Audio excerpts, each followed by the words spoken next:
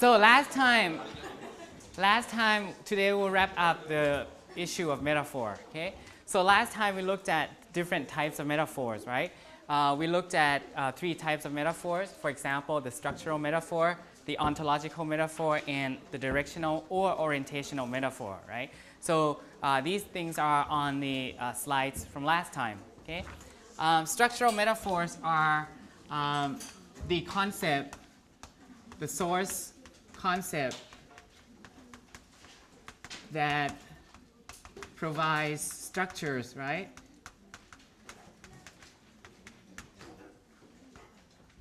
For the target concept, right?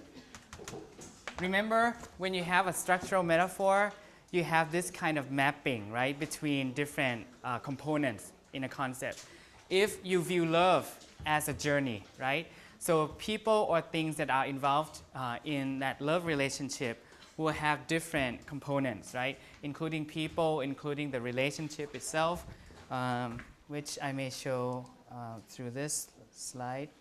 Like love is a journey, right, like this. So you have different components in a love relationship, right? For example, people that are involved in it, the love relationship itself, or events that happen.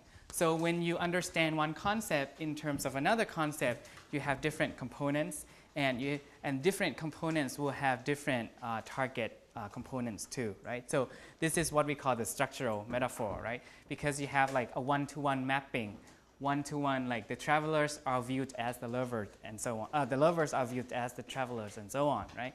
So this is what we call the structural metaphor.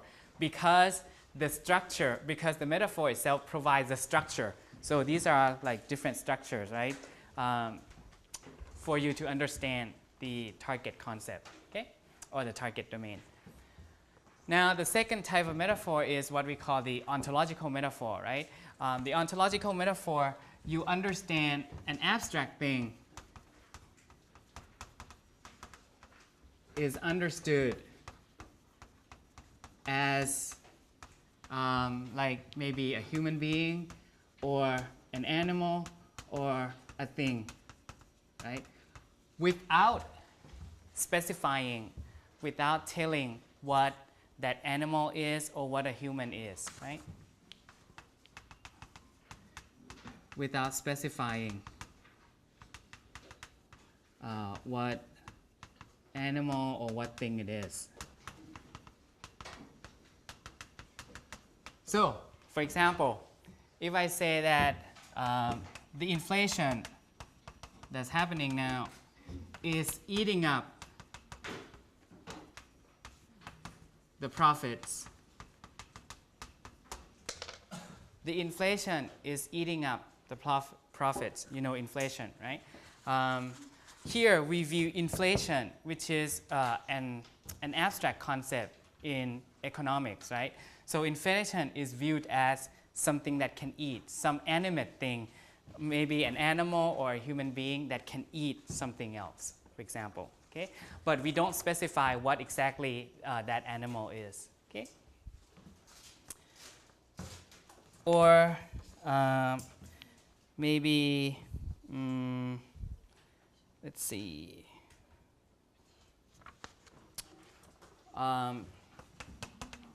time flies like this.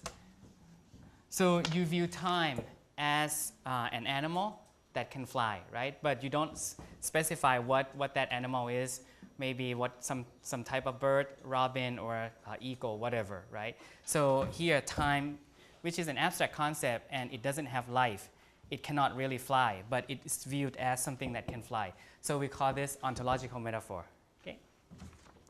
Now the last type is directional metaphor or orientational metaphor. It has to do with directions, right?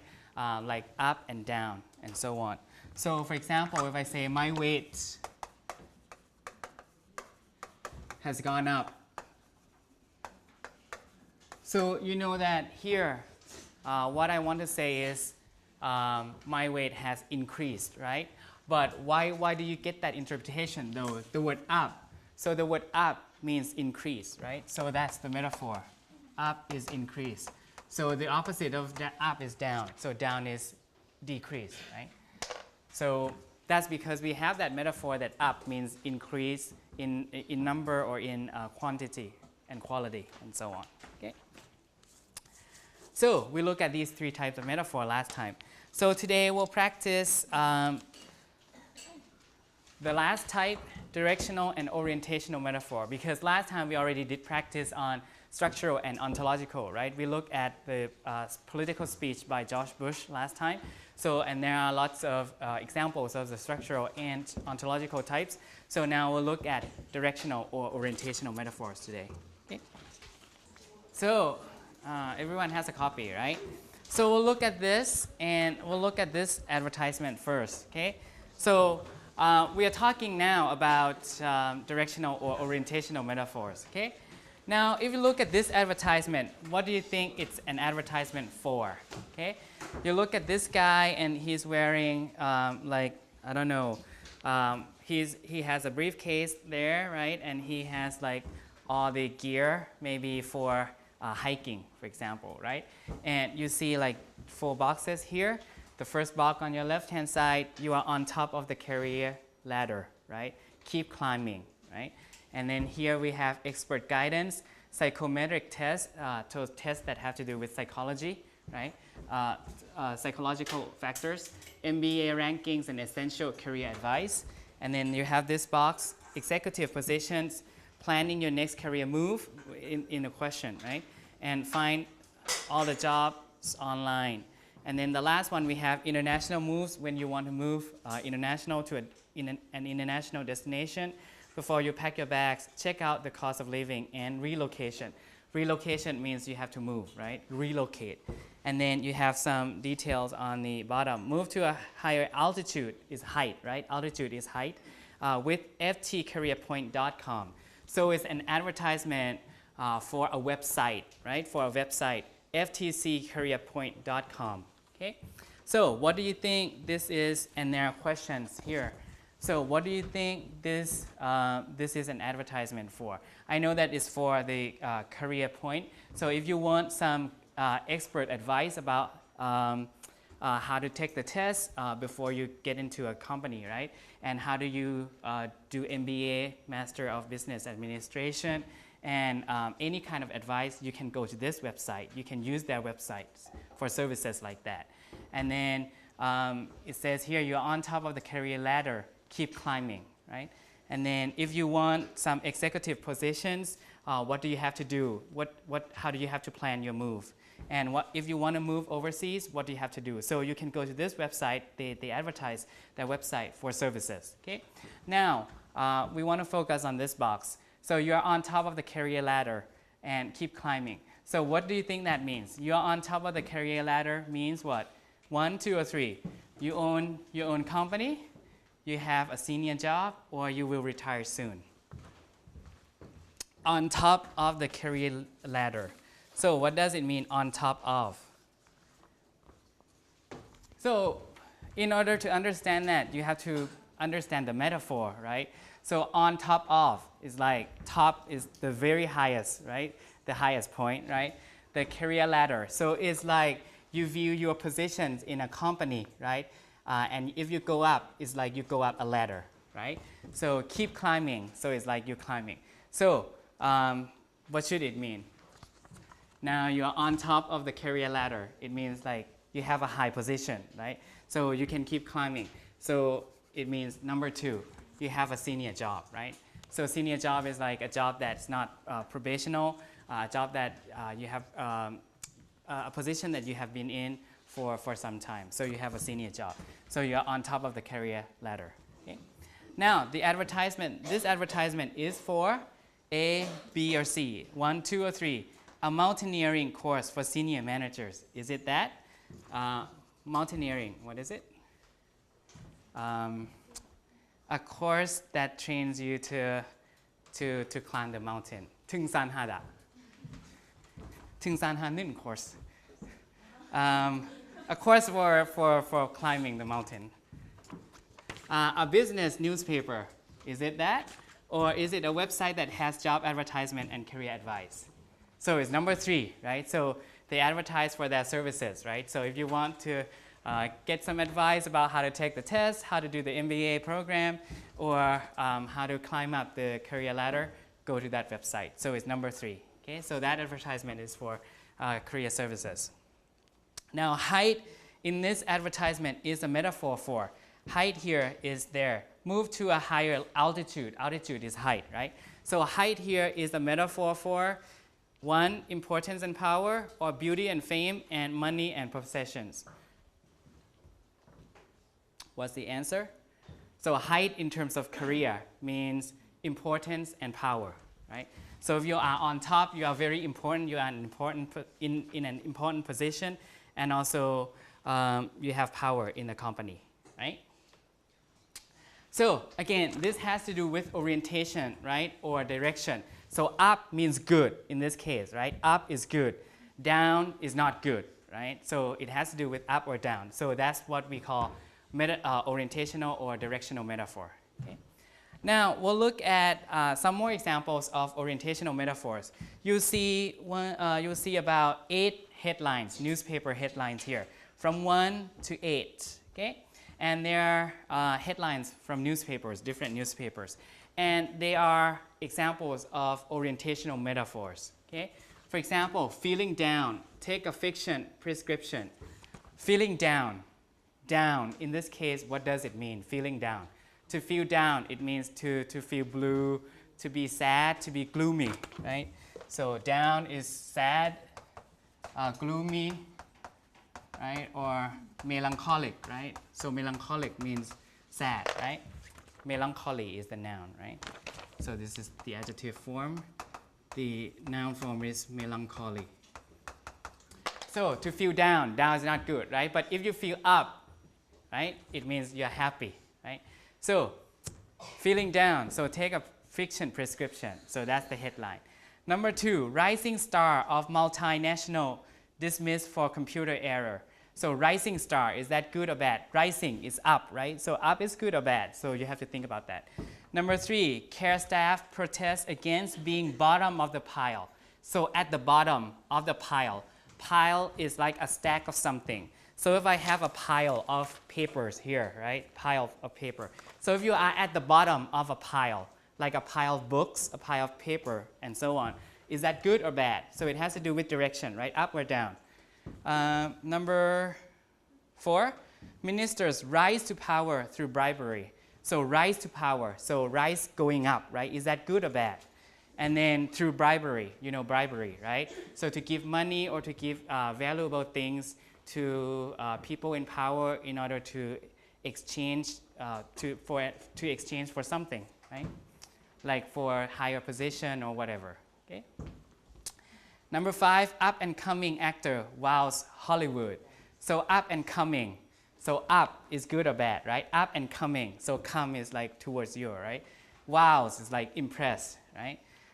Women under 30 moving up the ladder. So up again, right? So we're talking about up and down here. Walking the dog raises the spirit. Raise is going up, right? Raise your spirits up. So is that good or bad? Lottery winner on top of the world. What does it mean, on top of the world? Right? So these are metaphors that have to do with directions, right? Up or down, and so on. So what you have to do is to match the headlines with the stories. Okay, A, B, C, D, and then there's the second page that has like 4 more stories. Okay. So you have to match the headlines to the stories, okay? So I'll give you maybe about 5 minutes to match the headlines to the story, okay? And we'll look at the meanings, okay?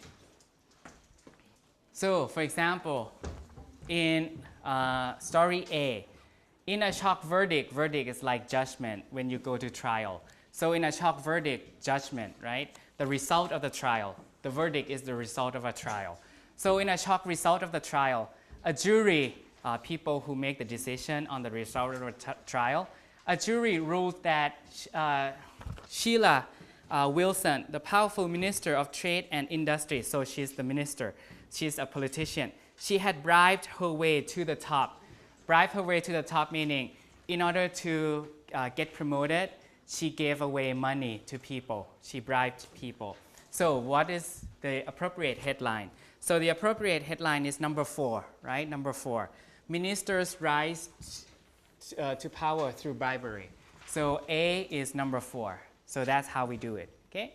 So just match the headlines to the stories. So let's look at number B, okay? So far so good. New research indicates that dog owners who regularly walk their pets are more likely to be happier than their dogless friends and family. So this should be number 7, right? Number 7. B is 7. Walking the dog raises the spirits, right? So walking the dog raises the spirit. B7, right? So it means raise the spirit means happy, to be happy, right? So when your spirits go up, it means you are happy. So raise the spirit means happy, okay? Number C. Number C is here. Care workers at 7 old people's homes. Care workers are like people who clean up or who take care of the house, like janitors, okay? So care workers went on strike yesterday. They are protesting about low pay. So they don't like the fact that they are paid a low amount. Long working hours, and because they feel they occupy the lowest position in society despite the variable work they do. So they are lowest position. It means they are like on the bottom of the pile, right? So number C is number 3. Care staff protest against being bottom of the pile, like the lowest position available, okay? So that's not good, right? Number D, Pete Sandler, age 43, yesterday said he was extremely happy after his second lottery win in 10 years. So number D is maybe number 8, lottery winner on top of the world. So if you feel on top of the world, it means you're very, very, very happy, right? So far so good. Let's see, let's look at number E. Number E is a young software engineer with a promising career. Promising career is like a career that has security, okay, that is stable, and you're likely to stay there in a long time. Was fired on Monday, okay, was dismissed on Wednesday after accidentally deleting essential company records. So that's by accident, right? So number E should be number 2. Rising star. So rising star is like, you know, he's going up the ladder, right? Rising star of multinational dismissed for computer error. So rising star. So star here doesn't mean like pop star or anything, but it means that person, okay? Number F, in a pilot scheme. Scheme is like dishonest plan.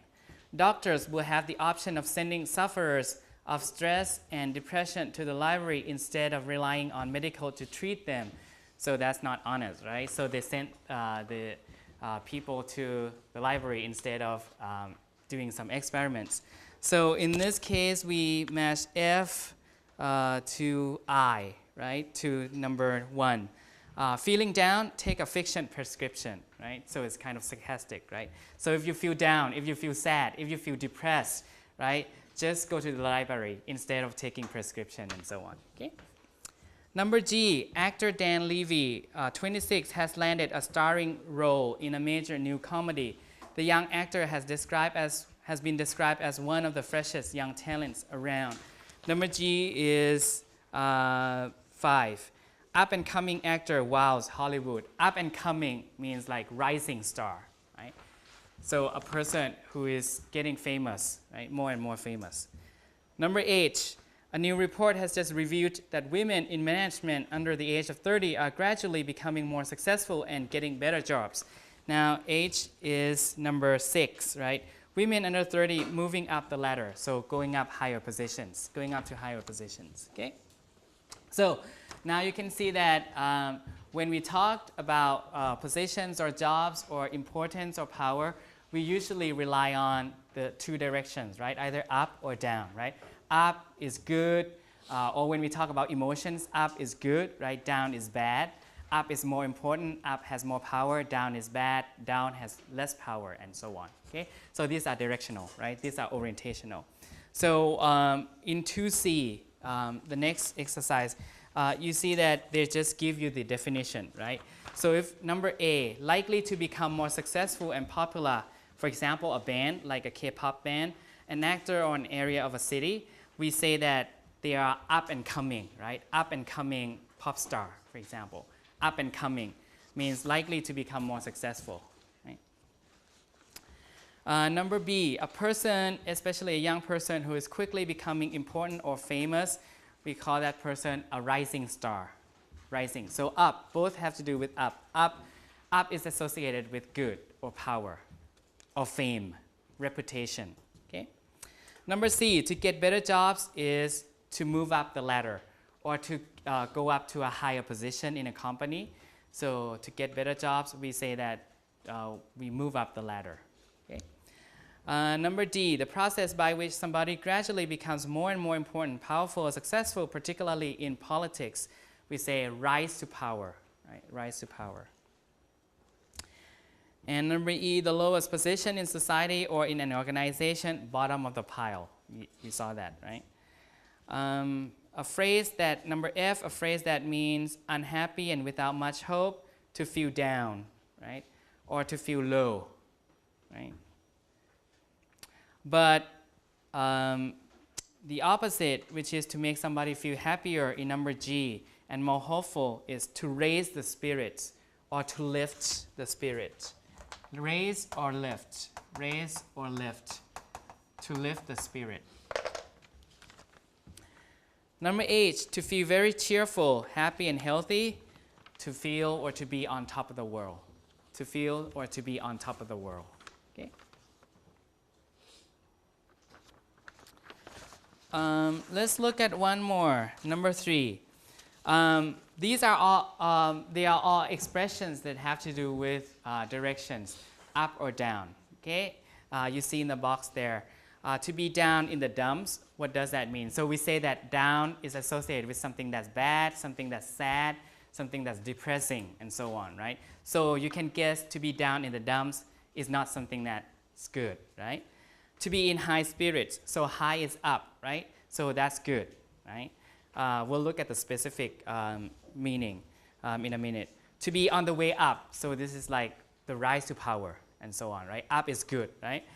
To cheer up is good again. To fall from power, so fall is to go down, right? Fall is to go down, so that's not good. So you have less power when you fall from the power. To get somebody down, down is not good again. To give somebody a lift, to give somebody a boost, so boost or lift is up, so that's good. To perk up is good, right? To rise to the top, that's good. And to upgrade, so to go up, right? That's good. Now, can you match the expressions to the definitions below, like from A to I? What do you think? So, for example, in number A, if something ... you, so you have to make some adjustment in order to fit the expressions grammatically to the sentence here. If something ... you, it slowly makes you feel unhappy and tired over a period of time. So this is not good, right? To feel tired and to feel unhappy. So you have to select expressions that have to do with low, right? Something that's low. So what might be the expression? You cannot say perk up, you cannot say rise to the top, you cannot say upgrade, you cannot say to be high in spirits or anything. So you have to select something that has to do with down, right? Down position. You cannot say to fall from power because this has nothing to do with power, right? So maybe the best one here is to be down in the dumps. So to make that fit, grammatically, you can say, if something gets you down, so it gets me down. If something gets you down in the dumps, it slowly makes you feel unhappy and tired over a period of time. Okay? If something gets you down to the dumps and so on. Or get you down, right? Number B, if somebody is ... for example, a politician or entertainer, they are becoming more and more successful and well known. So you have to select expressions that have to do with up, right? If somebody is, let's see, on the way up, right? If somebody is on the way up, for example, he's on the way up, a politician is on the way up, they are becoming more and more successful and well known. Okay. Number C, if somebody is, they are excited, lively, and want to have fun. So you have to select expressions that have to do with up. In this case, if somebody is not upgrade, not to give somebody a lift, to be in high spirit, right? If somebody is in high spirits, they are excited, lively, and want to have fun, and so on. So can you finish the rest from C to I? So I'll walk around and give you help. Okay, okay, so far so good. So let's look at number D dog. Okay, that's where we left off. So, if you are down, right? If you are down in the dumps, you are unhappy and without much interest in anything. Okay, down. So down is not good, right? Sad and gloomy. And number E, if you upgrade a person's job, you change it so that they become more important and earn more money. Upgrade, right? Or you can say promote, but promote doesn't have that up particle, right? So we say upgrade a person's job, or you can upgrade many things. You can upgrade your cell phones, right? From iPhone 5 to iPhone 6, for example. I want to upgrade my cell phone from Galaxy 4 to Galaxy 5 and so on. Okay? So upgrade. Number F, if somebody falls from power, they lose their power or position. So fall from power, right? If somebody falls from power. Number G, if you cheer up, right? If you cheer up or if you perk up, right? So if you cheer up or perk up, you start to feel happy after you have felt depressed. Okay? So cheer up or perk up. Okay? Number H, if somebody rises to the top in an organization, they eventually have one of the most important jobs in it. So rises to the top in this case, if somebody rises to the top. Okay? Number I, the last one, if you give somebody a lift or if you give somebody a boost, you make them happier and more cheerful and so on. Okay? So these are expressions that have to do with directions, right? And they are called orientational metaphors. So you can see that they are also important because in order to understand the meaning, you have to understand the fact that people in the English-speaking world, in the English-speaking cultures, they view up as good, right? Good meaning increases in size or in terms of power, and down is bad, decrease in terms of size or power, and so on. Okay? And in the table here, you can just fill in. Up is happy, down is sad. You can just fill in with the expressions that we already saw. Okay? Okay, you want to pay attention to this one because it's related to our midterm. So we'll look at political speeches. We look at so many things, right? Or business-related texts. So now we'll look at science-related texts. Okay. So we often think of science as something that's objective, right? Something that has no metaphor, right? But in fact, as you will see, science is full of metaphors because science is a difficult topic. So you need metaphors in order to facilitate your understanding, right? So before we look at these examples, I want to just mention a few concepts. Here, I select different examples from texts that talk about cancer. You know cancer, right? So, you might need some understanding of these basic concepts. So I'll explain the basic concepts. So what is cancer, right? So you know that our body consists of different types of cells, right? So our body is made up of cells, different types of cells, right? And there are so many types of cells that produce like pigment, melanin, and so on, right? Red blood cells, white blood cells, everything, right? So our body consists of different cells. And cells can reproduce, cells can reproduce themselves, meaning they can increase. They can make copies of themselves, right? when you have an injury, for example, cells will have to reproduce themselves in order to replace the cells that die. So some cells die, so that's why they have to reproduce themselves, right? And to keep your body function like normally, cells will have to reproduce themselves to replace the cells that die or the cells that need repair, right? And protein, when you take in protein, that's one thing that's important, right? To reproduce, for the cells to be able to reproduce themselves. Okay? So normally cells reproduce themselves in a controlled way, right? So that you don't have any abnormal growth or anything. But there are times when, unfortunate times when cells reproduce themselves in an uncontrolled way, right? And that will cause cancer, right? So let me show you this, right?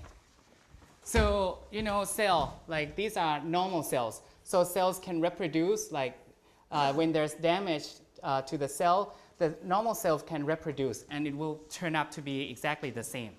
But sometimes cells reproduce themselves in an uncontrollable way. And when they amass, when they come together, they'll form like a big mass, a big tumor. So that's when we have cancer. Okay? And when we have cancer, then the treatment is, one of the treatment is, we know that these cells reproduce themselves abnormally, right? So we have to destroy the abnormal cells. And we can destroy that through some kind of drugs, and we call that chemotherapy, right? So chemo is chemistry, right? So we use the drug in order to destroy the cells here, or to stop the abnormal cells from growing. Okay? So that's how we treat cancer. And another way to treat cancer is to just cut out the tumor, to just cut out surgically, right? Just cut out the cells here, abnormal cells. And when people have chemotherapy, you see that sometimes they lost their, they'll have their hair loss, right? Because the drugs will kill both the abnormal cells and the healthy cells, normal cells too. And your hair is normal cells that respond well to chemotherapy. So you see that a lot of times when people undergo chemotherapy, they lose their hair. Okay? So you have the basic knowledge. So now you can understand all the text here. Okay? Now we'll want to look at how writers use metaphor in order to facilitate the understanding of cancer and cancer treatment. Okay? So I select some maybe examples from different texts that are related to cancer, and we will help each other to identify the metaphors. Okay? And your midterm will be based on an article that is related to cancer treatment. Okay? And we'll look at metaphors in that text. Now, look at these first. Now, number one, this part of the sentence, prompting healthy cells to kill themselves through a process known as apoptosis. Okay? So you don't have to understand apoptosis, but now after you read, maybe you didn't know what apoptosis was before, but now you do, right? Because this is like explanation, right? A process known as apoptosis. So it means for cells to kill themselves, right? Now, what metaphor might be used in this short or part of a sentence? Prompting healthy cells to kill themselves through a process known as apoptosis. Apoptosis is a process in which the cells kill themselves, right? So what might be the metaphor? What might that metaphor be? You see kill themselves, right? If you underline that, right? Can a cell kill itself in reality? No, right? But that's only a metaphor that the writer uses in order to help you understand the process, right? So he compares the death of the cell to killing themselves, right? So in this case, maybe cells are human beings, right? Cells are human beings. This is ontological metaphor, right? So cells are human beings because they can kill themselves, right? So cells, including cancer cells, are human beings. Okay. only human beings can kill themselves, right? Animals are not likely to kill themselves, or tables cannot kill themselves, right? So in this case, cells are compared to human beings, and they have the ability to kill themselves, for example. And number 2, an anti-tumor. Tumor is like a mass of cells, right? Like a big lump of cell. An anti-tumor protein which makes cell commit suicide if they start to get cancerous, to develop into cancerous. To get cancerous is to develop into cancer. Commit suicide, sui is self, right? Sui means self, sai is to kill, right? So to kill itself, to kill themselves, right? Sui is self, side is to kill, right? So homicide is murder and so on, right? Pesticide to kill like insects. So same, right? Same metaphor is going on here. So just like number 1, right? Make cell commit suicide. In fact, cells cannot commit suicide, right? They don't even have the thinking. They don't have the mental ability to say, oh, now I'm going to kill myself, or something like that, right? But it's a metaphor, right? Again, so cells are human beings, right? So the writers help you understand the process, right? Through metaphor of, killing, through the metaphor of cells are human beings, right? That can kill themselves and so on. So same metaphor is going on in number 2, right? In number 3, maybe I'll show just first 5. In number 3, what do we have here? We have monocytes go around the body engulfing foreign particles.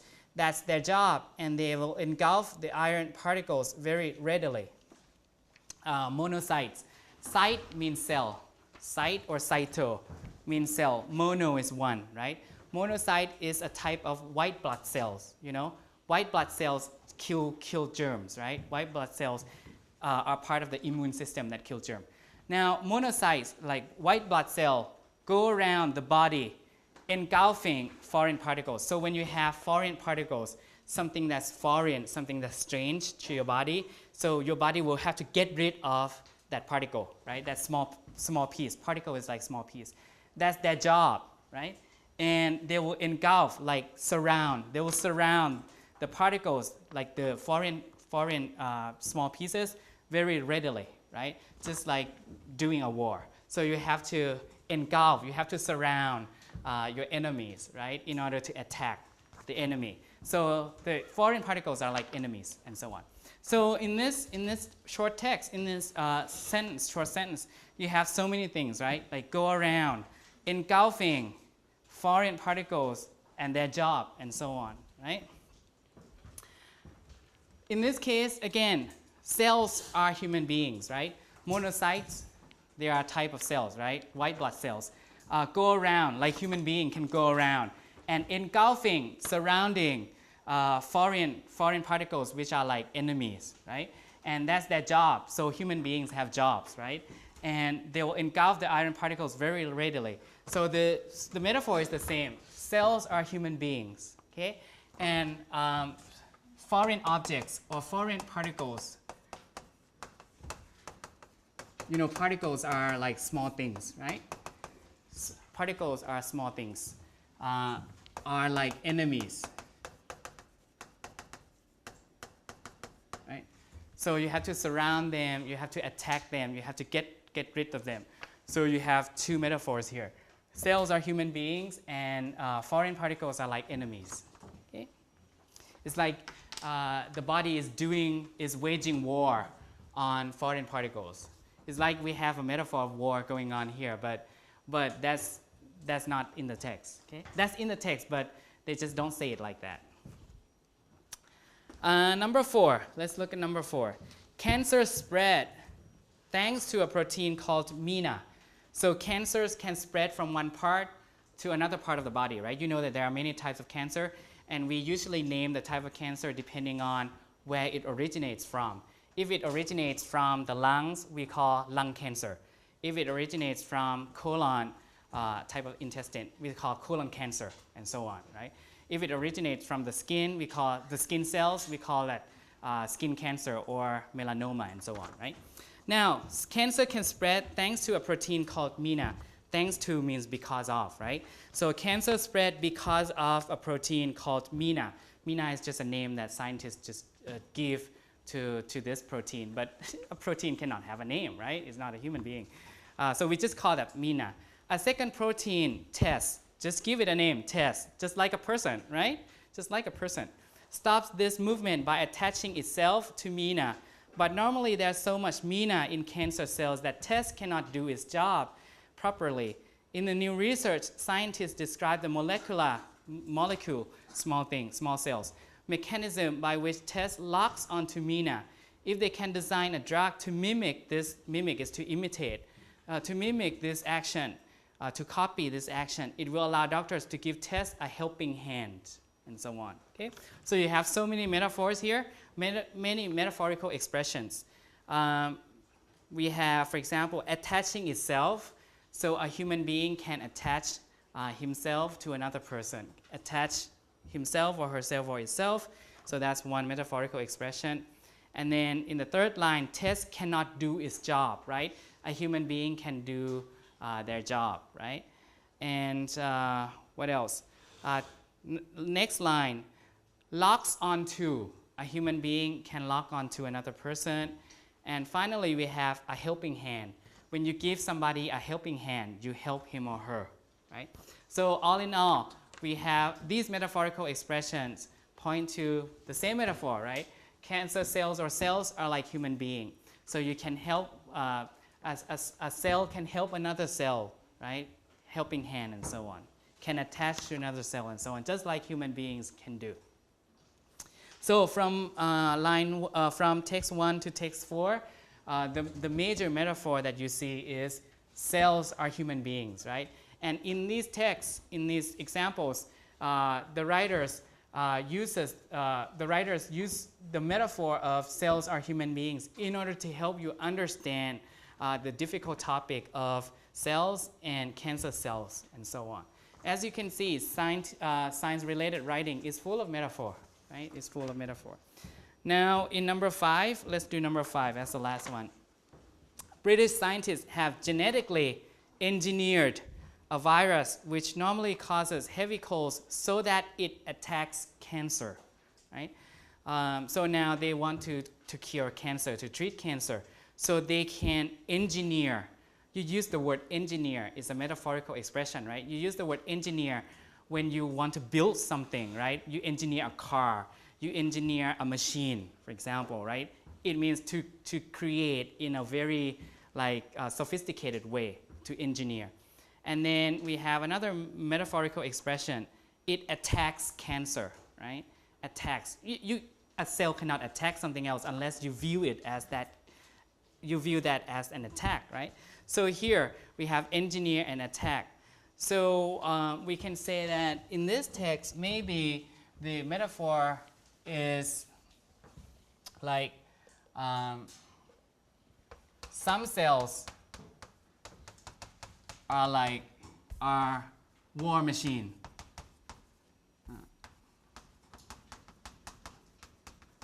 Right? Or are like weapons, depending on how you want to phrase that, right? So some cells, like cells that they are trying to use, are like war machines. You can create war machines, like sophisticated war machines, advanced war machines, or advanced weapons that can attack other cells and so on, based on the metaphorical expressions that you see here, right? Engineer, like you can engineer like machines, you can engineer a weapon and so on, right? Number 6, in quotation marks, it's a little molecular switch on the cell's surface, he said. If you switch it on, it does two things. It induces means to cause, right? So it causes the cell to die, but it also provokes, provoke means bring up. It also brings up the body's immune response to destroy the cancer, right? Same thing going on here, right? Same metaphor as in 5. Because you have molecular switch, I mean, how could a cell have any type of switch, like light switch here? It's impossible, right? In real life, you cannot have a switch like this, right? But it's just a metaphor that the writer uses here, right? So we have switch. Switch is on a weapon. Switch can be on a machine, right? Switch on, switch off. And if you switch it on, you cannot really switch it, right? It does two things, and then to destroy the cancer, right? To destroy.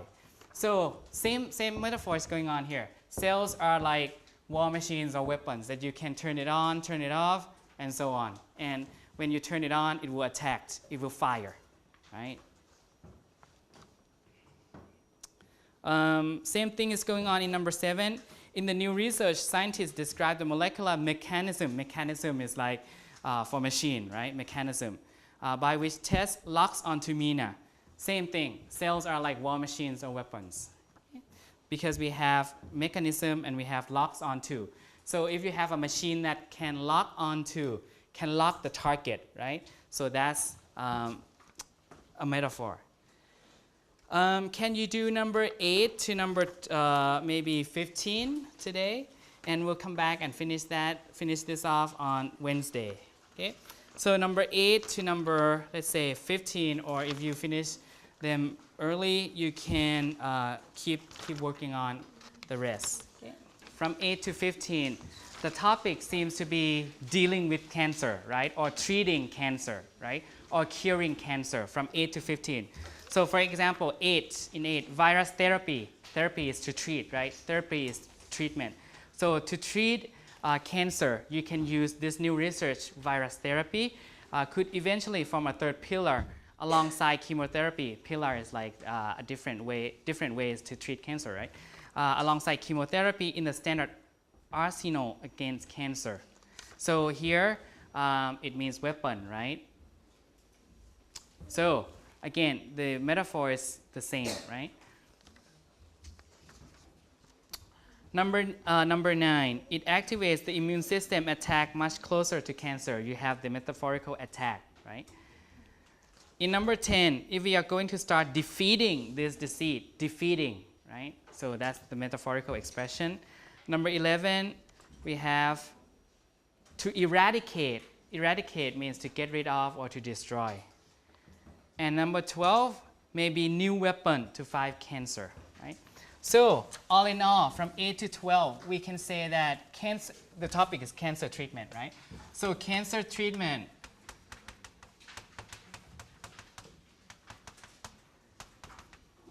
is waging war, or is war, right? So it's like when we treat cancer, it's like we are having war with cancer, right?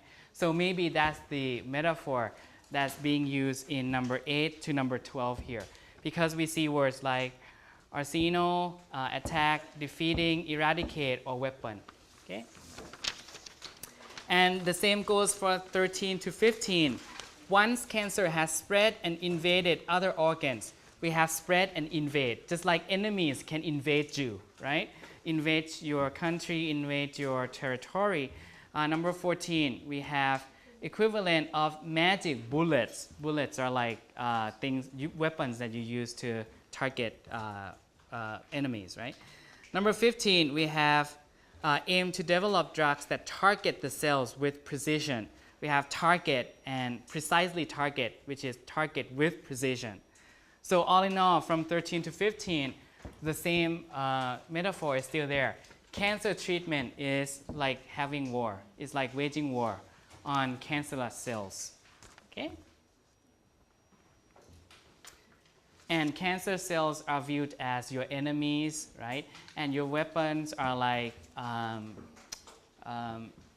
good cells, virus, okay? And so on. So could you read at home number 16 to number 25, and we'll finish this off on Thursday, and we'll do more review for the midterm on Thursday.